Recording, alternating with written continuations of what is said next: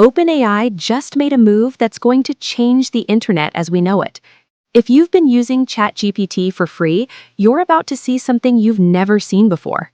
Ads. Yes, you heard that right. ChatGPT, the AI that's been disrupting Google, is now becoming an advertising platform itself.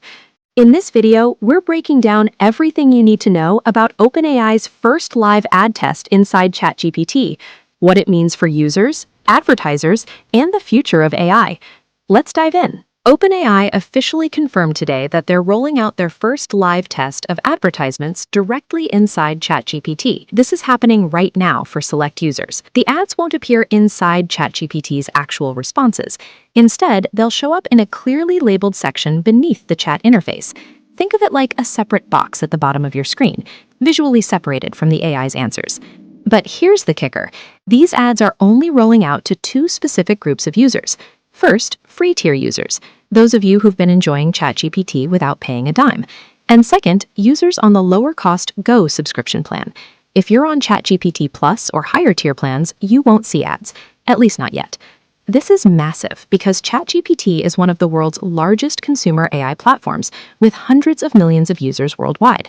Even a limited ad rollout like this could completely reshape how conversational AI gets monetized and how brands reach their audiences.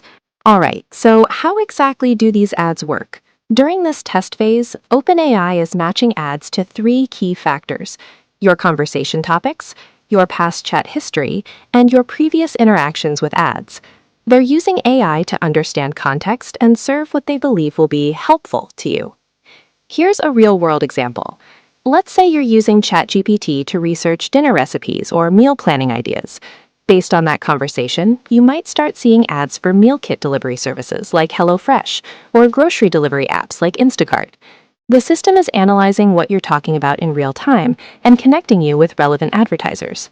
And if multiple advertisers qualify for that moment, OpenAI shows the most relevant option first. So there's already a ranking algorithm at play here. Sound familiar? It's basically what Google has been doing with search ads for decades. Now, let's talk about what control you have over this experience, because OpenAI is actually giving users some pretty granular options here. First up, you can dismiss any ad you don't want to see. Pretty straightforward. Second, OpenAI is maintaining a separate ad history and interest profile for you. The good news? You can view this data and you can delete it whenever you want.